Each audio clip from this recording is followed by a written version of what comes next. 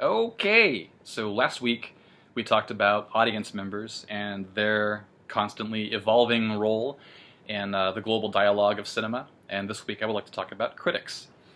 I guess we'll start at the source of serious movie criticism, arguably in the early 50s with the French publication Cahiers du Cinema.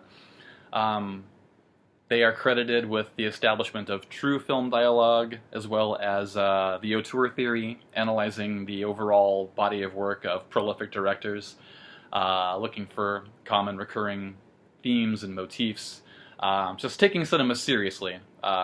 Really kicked off in this era.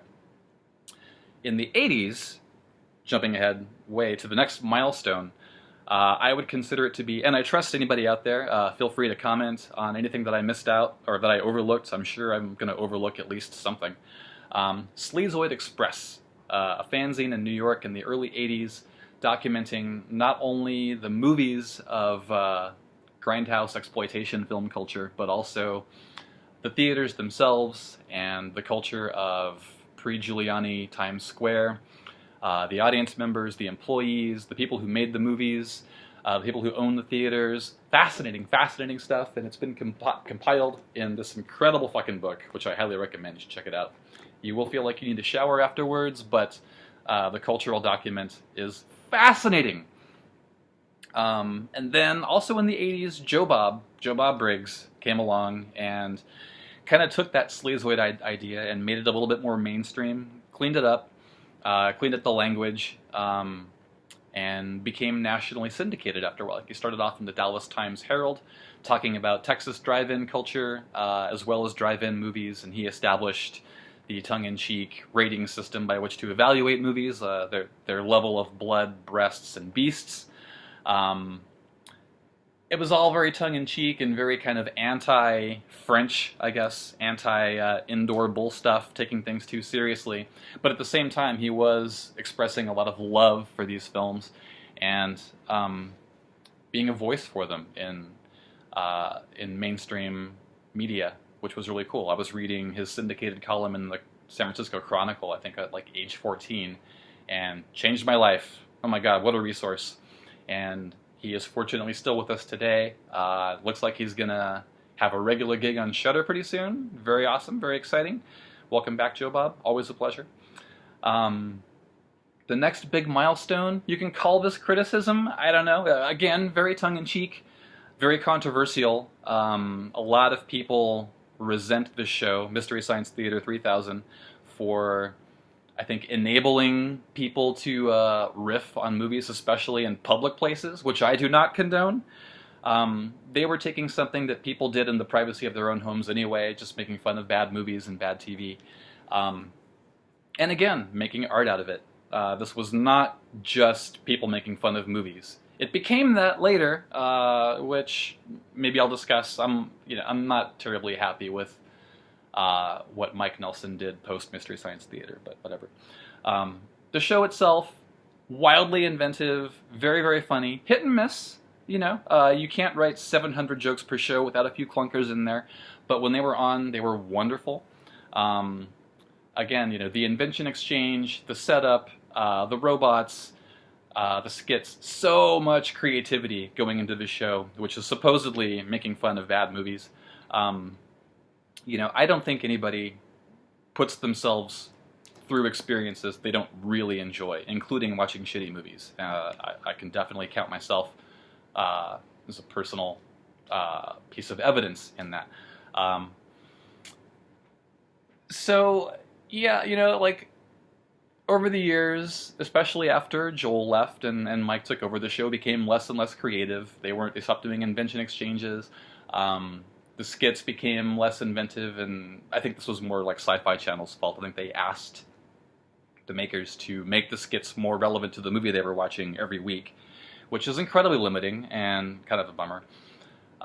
Once Mystery Science Theater ended, Nelson and some of his crew went on to do a couple of other shows. The Film Crew, which had a very basic setup to justify the movie riffing, and that didn't last very long. And eventually, Riff Tracks was just like, okay, it's just us, and we're not going to do anything visual. We're just going to make fun of movies. Is that okay? I guess it's okay, you know, as long as the jokes are funny. Mike has always been a very funny writer, and that, you know, if nothing else, I guess can justify the existence of riff tracks, but I find it to be a little bit cynical today and maybe more destructive than creative. I don't know, I'm being judgmental there, but that's kind of what this video is, I guess. It's a little bit meta. I'm criticizing critics. What's wrong with me? The next big game changer was, in my humble opinion, Harry Plinkett and Red Letter Media. Plinkett's brutal takedowns of the Star Wars prequels. They are savage.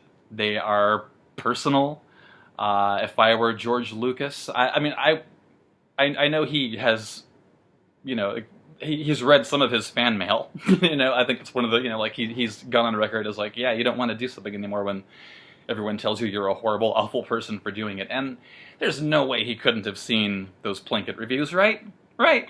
They're as long as the movies almost, and they're brutal. But he also, Plinkett, Mike Stoklasa, goes to great lengths to explain his points, and it's not just from a place of bashing. This is more than rage. This is nerd pain at having something that we identified with in our hearts when we were younger being totally mishandled, you know, when we were adults, like so many other things. Yeah, it's a bummer. And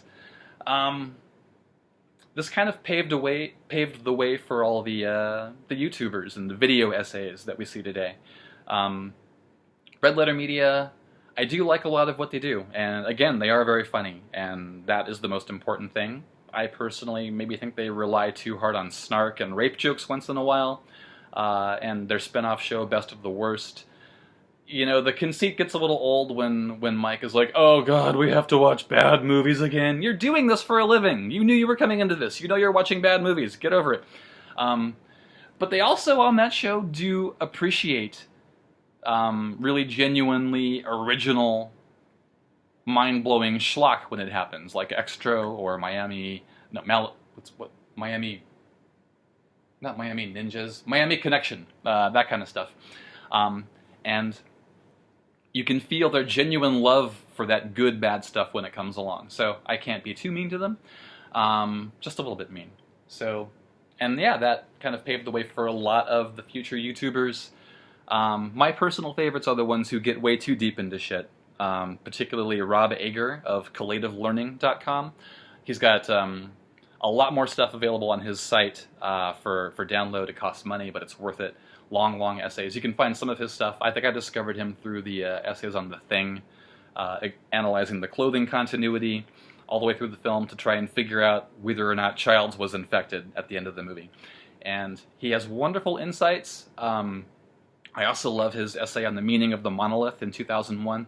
Rob Ager, Collative Learning, do check him out. There's Lindsay Ellis, who began her YouTube career as a counterpart to the Nostalgia Critic and has since left him in the dust, if you ask me, in my humble opinion.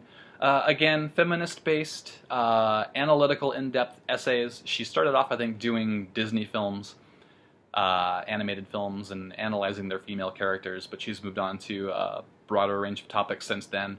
But she's funny as hell, insightful as hell. Lindsay Ellis, great stuff. We also, Michelle and I recently discovered a guy named Nick Fears, Nyxfears, who's got some wonderfully insightful things to say about movies, and you know, he's kind of building his creative wraparound and how he does it. You know, it's fun to watch it grow. He's a youngster, and he's got a lot of good stuff ahead of him. I'm excited to see what happens. Then we've got Screen Junkies, who I love really for the fact that their setup reminds me so much of all those goddamn episodes of SportsCenter and all those goddamn in-between pre- and post-football game analyses of the games that I used to have to be forced to watch when I lived with my parents. My dad was a huge, still is, sports fan. And this kind of copies that format, only it's for geeks like me instead of geeks like my dad. And I just find a visceral pleasure in that. I feel like my time finally came, I guess, and I appreciate that. And And then you've got some people who are on the more superficial edge of the spectrum, the nostalgia critic. Movie timelines, interesting idea. This guy is charting the chronology of film franchises. Doesn't go much deeper than that. But he is an analyst after my own heart, because I've been kind of charting the fractured universes of horror film franchises, and that'll probably be on my next video. So yeah, kind of cool stuff. And then, Jenny Nicholson, formerly of the Millennial Falcon on Screen Junkies. She's doing her own thing now. She's got her own channel. Super nerd. I love her nerd insights. I love her deadpan. She's endlessly hilarious, and she's going places. So, yeah, you know, ever since the post Cahiers du Cinema era, the universe has been expanded greatly to critics, and we've seen so much crossover. So many filmmakers started off as critics, myself included, and that's a perfectly that makes perfect sense to me. How that happens. You know, you in criticism, you're basically getting in touch with and getting clarity on what your own criteria are, your own creative criteria for what makes a movie good or bad, the things that are there, the things that are missing. And the more you do it, the more you become aware of your own internal creative compass. And that leads you to a place of greater strength and personal insight when it comes to writing your own fiction. And that definitely happened with me. So we're seeing that happen a lot more now. I mean, obviously, critics, Red Letter Media, Nostalgia Critic, Cinema Snob, you know, they're all making their own movies as well as criticizing other people's movies. And this is where the conversation, the global conversation, is really starting to take shape. You know, critics now are almost obligated to put their money where their mouth is in creativity, because we all have access to not only the resources to create criticism videos, but our own movies. You can shoot a movie on an iPhone now. There's really no excuse not to make your own movie anymore if you're passionate about this stuff and you're creative. So starting off as a critic is a wonderful place to start from. You know, and again, I would say, if I would offer any advice, this is maybe arrogant of me, I don't know. Call me on it in the comments if you think it is. One more criticism I have of Red Letter Media: it's very easy to rest on the crutch of sarcasm. And it's also very easy to say that you were intending to make a bad movie, you know, and in some of their own films like Space Cop, I think that is the case. You know, like, no, our movie was supposed to be bad. You know, like that gives you a shield from criticism. It still has to be funny. And I haven't seen the movie, so I can't really comment yet, but I am. What a dick. But yeah, I've watched enough of their criticism, you know, and I have enough of an idea of what Space Cop is about to know that they're going for sarcasm. And sarcasm is so fucking easy, and it is so slippery a slope to destructive attitudes. I'm becoming a bit of a hippie here, but it's genuinely how I feel. So be careful. Obviously, being too sincere can make your work cheesy. It's all about finding that balance, or finding a virtuosity in that extreme. You know, if you can pull off cheese with the hand of a master, go for it, by all means. If you can pull off snark and be incredibly funny and incredibly insightful, go for it.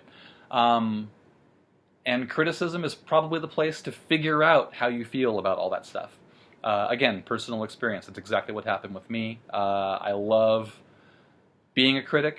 I love analyzing. I love celebrating. And I love the fact that this whole process has led me to something more genuinely creative, to where I'm making my own movies now. And I hope that happens for you too.